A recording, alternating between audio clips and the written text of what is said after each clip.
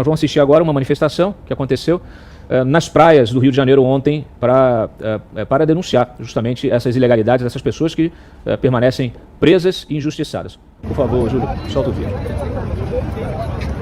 Pode completar a tela.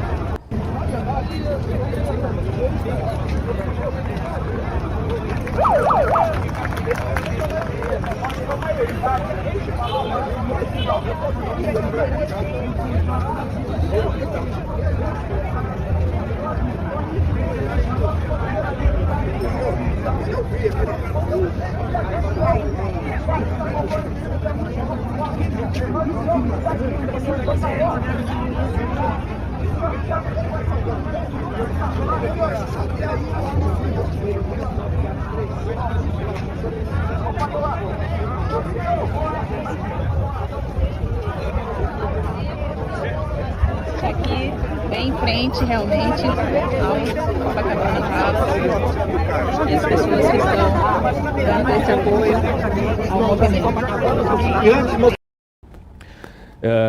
Eu presenciei ao longo do tempo, e isso desde o início, desde o primeiro mandato do Lula, essa tentativa do PT, especialmente da esquerda, mas da esquerda como um todo, mas especialmente do PT, de calar os críticos. Essa tentativa de censurar, ela sempre esteve presente. E a censura, ela é a ferramenta dos autoritários e daqueles que não têm argumentos, ou seja, dos idiotas. A censura é ela é uma ferramenta usada por aqueles que não têm a capacidade de lidar com o diferente, com o contraponto, que não tem argumentos, que não tem o espírito republicano e democrático que deve prevalecer. E é justamente esse espírito democrático e republicano que precisa se insurgir na sociedade nesse momento. Essa tentativa de desumanizar as pessoas que foram presas de uma forma brutal, de uma forma ilegal, ela é uma estratégia política, Carolina. Antes de passar para a Jane, eu queria que você me falasse um pouquinho dessa iniciativa da associação, da importância da associação justamente para humanizar, para fazer esse processo contrário, para mostrar que cada pessoa tem uma família, cada família ela tem a sua história. Nós estamos vivendo dramas, milhares de dramas familiares, dramas pessoais, e isso sem o devido processo legal. É disso que se trata. Se os nossos operadores do direito, se algum ministro estiver assistindo esse programa, eu quero dizer a vocês, nada justifica o que está acontecendo.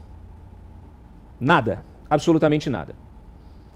E todo arbítrio, e eu já vi isso muito acontecer, toda tentativa de se controlar, de se impor, ela acaba gerando uma reação. É física. Toda ação gera uma reação. E isso no tempo, na história. Vocês podem ver, a história é cíclica. Aqueles que hoje estão no topo, amanhã estão na sarjeta, e vice-versa. E se a gente não se apoia na legalidade, e é de legalidade que se trata, o que resta é a selvageria.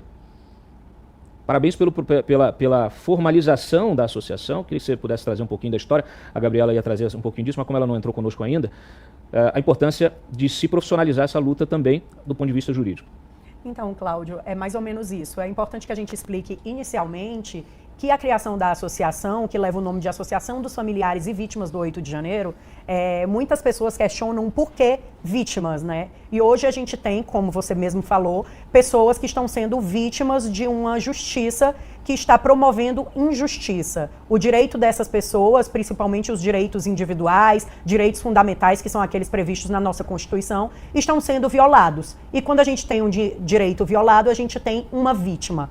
Nesse caso, temos mais de 2.000 vítimas, que culminou até na morte do Clezão.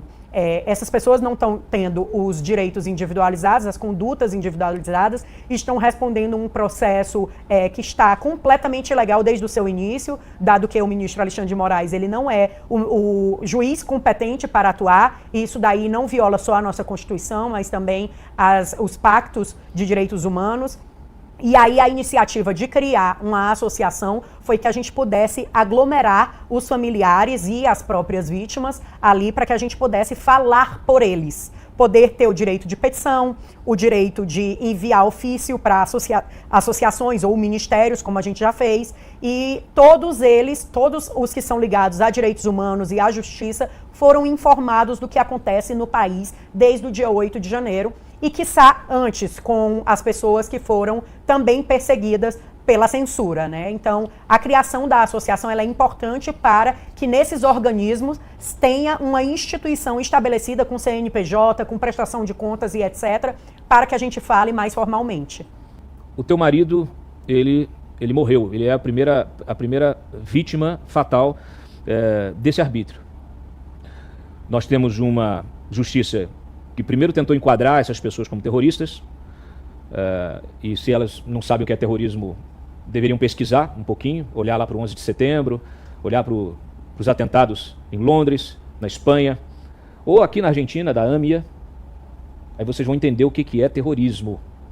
Eu até achei graça, é tragicômico, né, infelizmente, quando, novamente, apesar de tudo que nós vivemos a partir do 8 de janeiro, nós tivemos mais uma vez a mesma narrativa sendo colocada no caso da semana passada do tio França, um sujeito desequilibrado mentalmente, provavelmente devia estar sofrendo algum distúrbio psíquico, e que juntou fogos de artifício, colocou num carro, explodiu o carro, foi para a Praça dos Três Poderes, jogou fogos de artifício contra o Supremo, como aquela outra moça fez lá, daquele 300, não sei o que, já até esqueci o nome dela, e a imprensa chamando, mais uma vez, o sujeito de terrorista, chamando de homem-bomba, chamando de atentado. Vocês não têm ideia do que é um atentado terrorista, vocês não fazem a menor ideia. Ou melhor, fazem sim. O que vocês estão fazendo é tracionando, é manipulando a informação, é desinformando.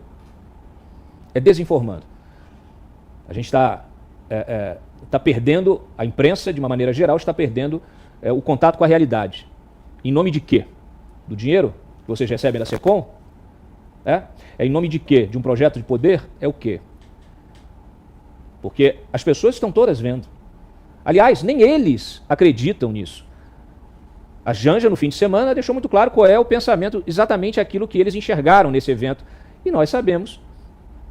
E ela ainda tripudiou do sujeito com problema mental. Então, nós vimos isso tudo acontecer, o teu marido estava presente lá. Eu queria que você contasse um pouquinho do que aconteceu no dia, exatamente, porque eu li a denúncia do Clezão, contra o Clezão.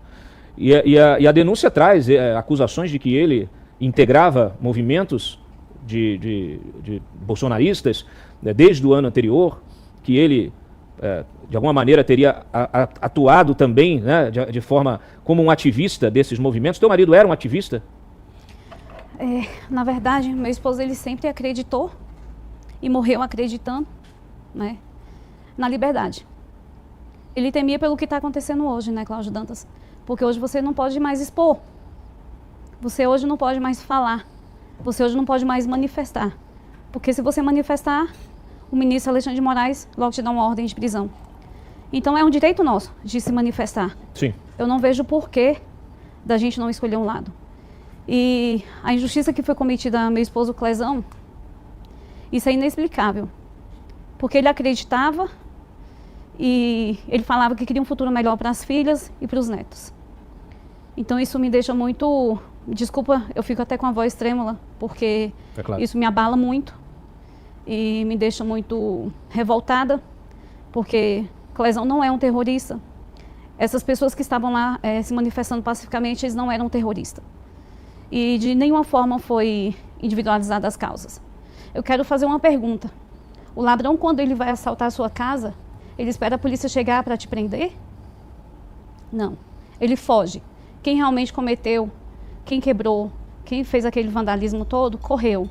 E, na verdade, os que ficaram lá foram os inocentes, que estão hoje pagando por uma causa, estão sendo torturados. Existem pessoas presas lá dentro ainda do presídio, sendo torturadas. A caminho de vir para cá, Cláudio Dantas, eu vi que vão ser presos, vão ser soltos alguns presidiários que estão sendo beneficiados a passar Natal e Ano Novo com seus familiares.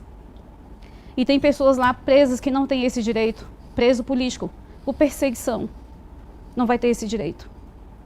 São pessoas que não cometeram crime algum. O crime foi lutar por um Brasil melhor, insatisfeito com o resultado das urnas. Esse foi o crime cometido. Então, assim, isso me dói muito, saber que meu Clezão, meu esposo, ele pagou com a vida. Ele pagou com a vida dele. E ainda existe justiça? Quem vai me ressarcir? Quem vai me trazer o Clezão de volta? E existe pessoas, eu temo porque existe pessoas lá dentro do presídio que mais familiares podem passar o que a gente está passando hoje. Pessoas com algum tipo de comorbidade, com alguma doença, Sim. né? O Clezão tinha, desde a pandemia, ele tinha um quadro de saúde delicado, né? Sim, ele tinha um quadro, ele tomava 8 medicamentos por dia. 8 medicamentos. 8 medicamentos por dia. O Clezão, ele fazia atendimento médico. Todo mês ele ia numa consulta no hospital. Ele tinha problema de coração. E aí ele foi preso do dia 8 para o dia 9. No dia 9 mesmo a gente apresentou o laudo médico. O advogado arquivou no processo dele. Mesmo assim, não consideraram a comorbidade do meu esposo. Ele tinha vasculite. Você, como é que foi o dia ali? Eu estou entendendo que o Clezão, ele era um apoiador do Bolsonaro. Sim. Ele, naturalmente, queria que o Bolsonaro vencesse a eleição. Sim. Quando o Bolsonaro perdeu, qual foi a reação dele? Como é que ele enxergou isso tudo? E como é que foi a reação dele diante dos desdobramentos disso? Quando ele via aquelas pessoas lá em frente ao quartel-general do Exército, o próprio Bolsonaro ficou muito tempo sem se manifestar. Como é que ele enxergava isso? O que ele falava? Na verdade, para a gente foi uma decepção muito grande, né? Porque, é igual eu falei, as urnas realmente foram o que mostrou, porque não é o que a gente vê nas ruas, não é o que a gente viu os movimentos, né? As manifestações são muitas pessoas. Então a gente estava assim, dando apoio ao Bolsonaro, a gente esperava que ia vir uma vitória sim, mas acredito que todos nós fomos surpreendidos, né? É tanto que após o resultado da eleição ficou aquele clima de luto, na verdade, né? Porque nós não esperávamos isso. E Clezão ficou muito triste, porém ele cogitou até ir embora daqui do Brasil, mas ele voltou atrás e falou assim, mas Deus me quis aqui e nós vamos continuar aqui em Brasília e vamos continuar lutando. E no dia 8, Clezão trabalhou lá na loja, a gente tem um comércio, uma distribuidora de bebidas, ele trabalhou lá na loja até por volta de 4h30. Quando ele chegou no dia 8, lá na Praça dos Três Poderes, já tinha acontecido o quebra-quebra, já tinha acontecido tudo. E no momento que ele chegou lá na Praça dos Três Poderes, os policiais que estavam lá, pediu para que o pessoal que estavam lá se entrasse para dentro dos prédios para poder se protegerem das bombas. Em nenhum momento Clezão achou que iria ser preso, porque ele não cometeu crime algum. Nenhuma daquelas pessoas ali que levaram o nome de terroristas são terroristas. Que terrorismo teve no dia 8 de janeiro? Nenhum. As pessoas do bem que foram presas, elas estavam ali para se manifestar pacificamente.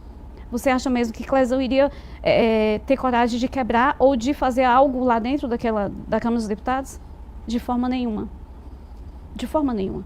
Foram presas pessoas de idade, senhoras, senhores, que foram presos. Tinha pessoas lá que o crime foi sentar na cadeira.